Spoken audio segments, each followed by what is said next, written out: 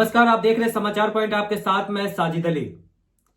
खबर फिर उसी दरोगा के खिलाफ है जो कि मैं तीसरी बार अभी दिखाने जा रहा हूं। जो खबर थाना घनश्यामपुर, जो कि मैंने 2 बार खबर दिखा चुका हूं इससे पहले भी उनके खिलाफ। ये मुफ्ती साहब भी मेरे साथ अभी है, जो कि अभी एसपी ऑफिस में एक मामला दर्ज करवा के है, जो कि बड़ा पुराना मामला है और वो भी घूसखोरी का है। तो उनसे बात करते। मुफ्ती सलमान साहब हमारे ऑफिस में आ जाए। क्या मामला आपके साथ घटा? साजिद अली साहब, मेरा साथ मामला ये हुआ कि मैं अल खिदमत लिल खल्क फाउंडेशन में सदर आलम साहब के साथ रह रहा था। 1 साल उन्होंने मुझसे काम करवाया और मुझे जगह जगह ले गए और मुझसे चंदा भी करवाए, सारा कुछ वो रखते गए और मेरे नाम पर क्या कहते हैं लोग से ठगी भी करते रहे। लेकिन जब मुझको इत्तला मिली और लोगों ने शिकायतें की, जिस तरीके से मुफ्ती अख्तर इमाम आदिल साहब को भी क्या कहते 10-11 लाख रुपया का ठगी करवा दिया गया। तो ये तमाम बातें जब हमको मालूम हुई तो बहुत दिल को चोट पहुंची और मैं इसके ऊपर बिगड़ा। जब मैं बिगड़ा तो इसने मुझे क्या कहते हैं उपाध्यक्ष से ही हटा दिया और 1 साल का तनख्वाह भी मुझको नहीं दिया। जिसका काफ़ी क्या कहते हैं मामला ये हुआ। तो मैं पाली घनश्यामपुर में रहता हूँ और वहीं के पंचायत में गया और पंच द्वारा मैंने चाह के फैसला करवाऊं। पंच द्वारा भी फैसला हुआ लेकिन पंचायत को इसने फेंक दिया। फिर पंच लोगों ने मुझको थाना भेजा और मैं थाना गया। थाना जा करके मैंने आवेदन दी, सारी बातें लिख डाली थी। दरअसल मामला ये है, एक फाउंडेशन खोला जाता है अल खिदमतिल खल्क। वो फाउंडेशन का बेस रखा जाता है 2022 में। सदर आलम साहब बेस रखते हैं, वो अध्यक्ष बनते हैं और उपाध्यक्ष के बतौर मुफ्ती सलमान साहब को उपाध्यक्ष बनाया जाता है।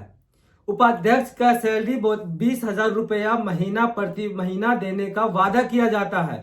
बतौर इनके पेपर के साथ दिया जाता है, इनको ज्वाइनिंग लेटर दी जाती है, लेकिन धन उगाही की जाती है। किस तौर पे बताते हैं आपको। पेड़ वृक्षारोपण के नाम पे 650 रुपया लिया जाता है प्रति व्यक्ति और 1,000 पेड़ देने का वादा करते हैं।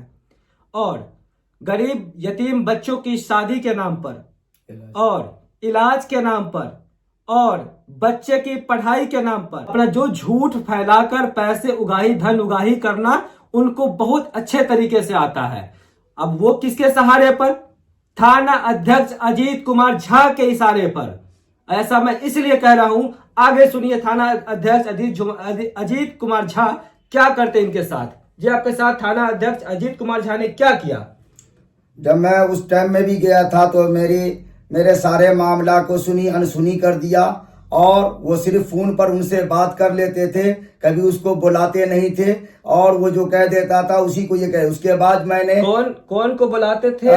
कौन नहीं आता था? मतलब उनको बुलाना उलाना कुछ नहीं, सदर आलम को बुलाना उलाना नहीं, सिर्फ फोन से बात करना। वो फोन से जो कह देता था वो उसको मान लेते थे। मैं बार बार दौड़ता रहता था, मुझको बुलाते रहते थे, दौड़ता रहता था, कभी वो डांट देते थे, कभी कुछ करते थे।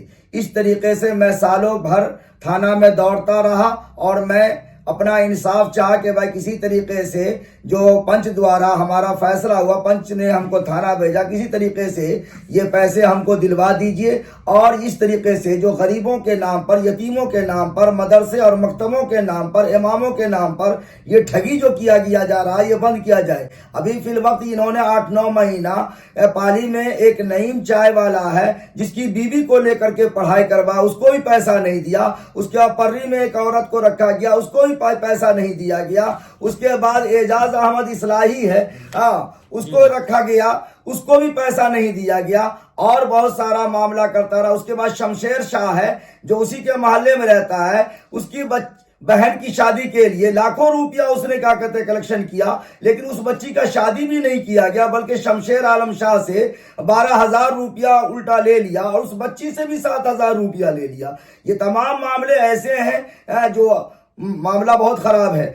और अभी फिल वक्त ये किया है कि महतवार में कहता है कि हमको 4 कट्ठा जमीन मिली है, अब उसमें हम अपने माँ के नाम से मदरसा खोलेंगे। और पहले जो रसीद थी वो रसीद सारी की सारी मेरे नाम से छपी हुई थी, 12,000 रसीदात छापे थे और उसने तरह तरह लोगों को दे करके अपना चंदा करवाया। आज तक उसका हिसाब किताब नहीं हुआ उसके बाद फिर दोबारा रसीद छपाया है और वो रसीद जो है लोगों को दे रहा चंदा कराने के लिए। मुझे सख्त तकलीफ इस बात की है कि इतना बड़ा जालिम है कि हमारे एक मुफ्ती अख्तर इमाम आदिल साहब मनोरवा शरीफ जामिया रब्बानी के मोहतमिम है, मैं इसको लेकर के साथ में गया था, वहां जा करके उनके ट्रस्ट के नाम पर उस मौलाना की भी तकरीबन 10-11 लाख रुपया की ठगी करवा दिया है।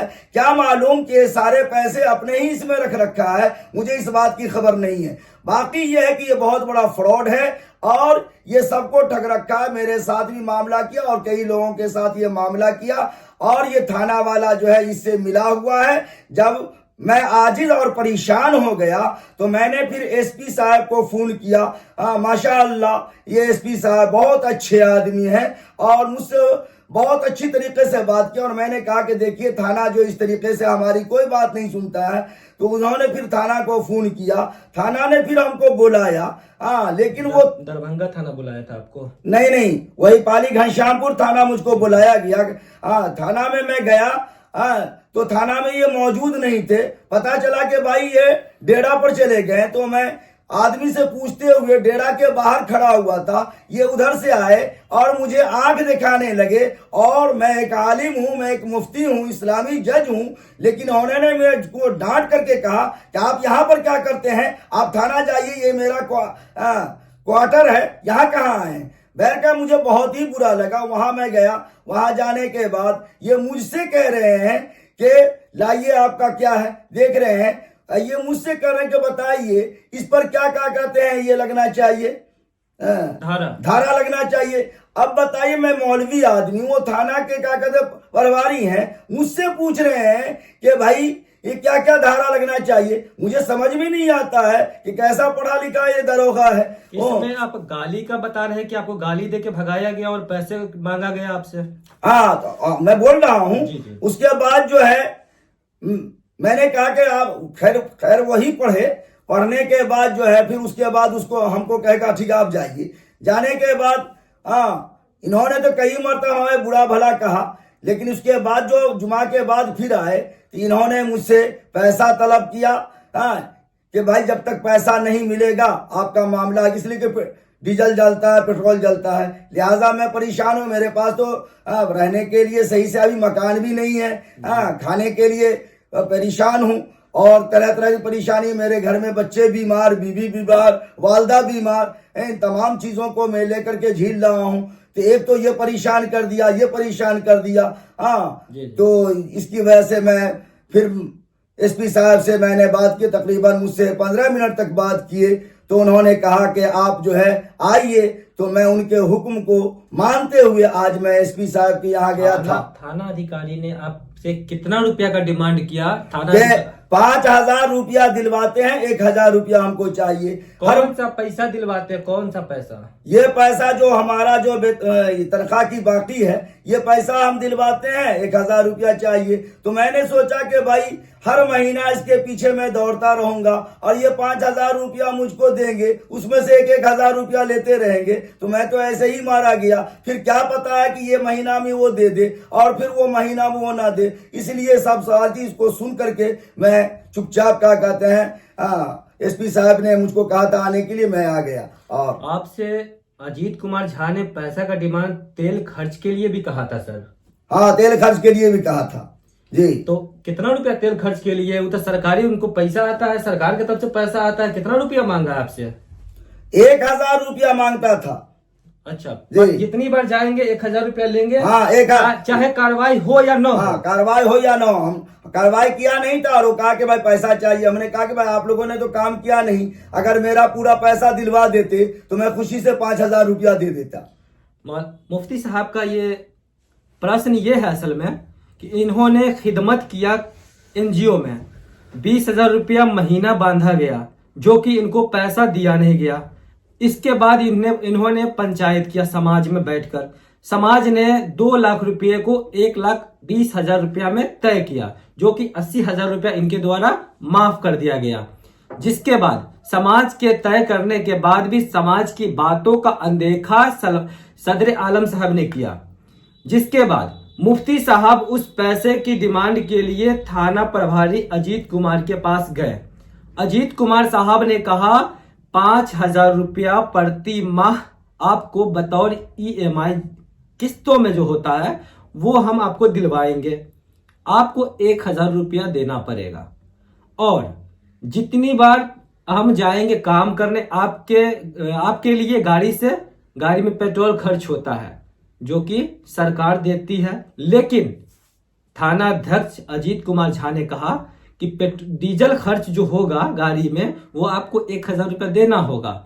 इन्होंने कहा कि आपको 1,000 रुपया प्रति आवेदन या प्रति कॉल के बाद हम 1,000 रुपया देंगे तो मेरा कितना पैसा बचेगा ही, क्योंकि मेरे पास भी बाल बच्चा है, औलाद है, घर में सभी लोग, माँ है, जो भी है, तो हर किसी के पास होता है। और एक इमाम का, एक इमामत करने वाले का कितना तनख्वाह होता है वो हर कोई वाकिफ है इन बातों से। तो सवाल यहाँ ये है कि थाना अध्यक्ष अगर महोदय चाहते तो इन बात को साल भर पहले ही खत्म कर लेते, लेकिन थाना अध्यक्ष साहब भी इन धन उगाही करने वाले के पक्ष में है, ऐसा संदेह होता है।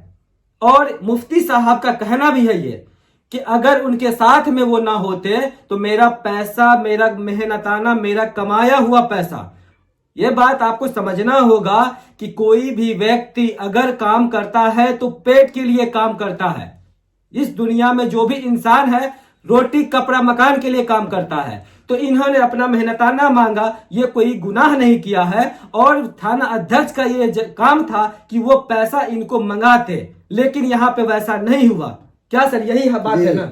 और SP साहब ने जो उनको फोन किया, तो अगर उनके अंदर इंसानियत होती तो उस छोटे खबीस को पकड़वा के मंगाता और मंगाने के बाद वहां पर कहता कि तुम पैसे कब दोगे, लेकिन ऐसा नहीं किया। इससे ये पता चलता है कि चोर, गुंडे और छोटे को ये थाना पाल रहा है। दूसरी बात, हमको तो ऐसा लगता है कि दिमाग से भी लगता है ये थाना अध्यक्ष जो है हल्का मालूम होता है, इसके पास दिमाग नाम का कोई चीज ही नहीं है। क्या बात करते हैं, थाना अध्यक्ष का घर नजदीक में है, मधुबनी में है, कहीं भी रहे कोई दिक्कत उक्कत हो जाएगा, थाना अध्यक्ष नजदीक में, मधुबनी के थाना अध्यक्ष है, थोड़ा डर के रहना होगा साहब आप। नहीं, हम डर करके नहीं रहेंगे, इसलिए डर के नहीं रहेंगे कि मैं एक आलिम हूं और मेरी इज्जत जितना SP साहब ने किया और जितना मान सम्मान उन्होंने दिया ये उनसे बहुत ही नीचे है। इन्होंने मुझको वो आंख दिखलाया जैसे कि मुझको निगल जाती। आपने सही कहा है। जो भी वहां के अधिकारी है उसमें सबसे ज्यादा अगर कंप्लेन मेरे ऑफिस में आया है दरभंगा, तो वो थाना अध्यक्ष अजीत कुमार झा है। अगर रौब है उनके, इनका वर्दी का, खाकी वर्दी का अगर उनको रौब है तो वहां वो रौब अगर दिखाना है तो SSP साहब के पास आ जाए, DM साहब के पास आ जाए। DM महोदय के पास अगर आएंगे तो शर्म से अपना से मुंह नीचा कर लेंगे, मुंह दिखाने के लायक नहीं रहेंगे, क्योंकि DM वरीय अधिकारी यहाँ के और जो भी अधिकारी दरभंगा के हैं वो इतने नरम मिजाज के हैं। एक बार आप उनसे मुलाकात करके देख लें। आपने मुलाकात किया सर, आपको क्या कैसा लगा? मैंने मुलाकात भी की, मुझे बहुत ही अच्छा लगा। और मैं तो ये कहा हूं, अल्लाह से, ईश्वर से मैंने प्रार्थना किया है कि ऐसे SP अगर हमारे जिला में रहेंगे तो इंशाअल्लाह क्राइम और जराइम नहीं होंगे, लेकिन ऐसे लोग अगर थाना में रहेंगे तो लोगों का खून होता रहेगा और लोग बर्बाद होते रहेंगे और ये अपना झोला और पेट भरते रहेंगे। चलिए, बहुत बहुत शुक्रिया, आपने अभी अपनी सारी बातों को रखा। और थाना अध्यक्ष से अनुरोध है कि थाना अध्यक्ष साहब वक्त रहते ही संभल जाए, आइंदा ऐसा कदम ना उठाए।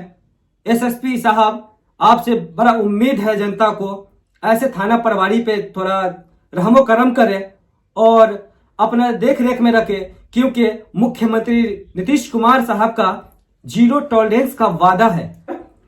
इनका ये जो इंसान बैठे हैं, इनके हालात को देखकर ऐसा लग रहा होगा कि डॉक्टर का प्रिस्क्रिप्शन इनके पास है, बीमार व्यक्ति है, इनके घर में कई लोग बीमार हैं। तो थाना अध्यक्ष थोड़ा ध्यान दीजिए। SSP साहब, DM साहब तो थाना अध्यक्ष पे ध्यान दे ही रहे होंगे और देंगे ही, उम्मीद है। और थाना अध्यक्ष, बार बार यही कहूंगा, गरीब पे जुर्म ना करे, भ्रष्टाचार को छोड़े, शराब नशाखोरी के खिलाफ आप विरुद्ध कार्रवाई करें, आवाज उठाएं। धन्यवाद।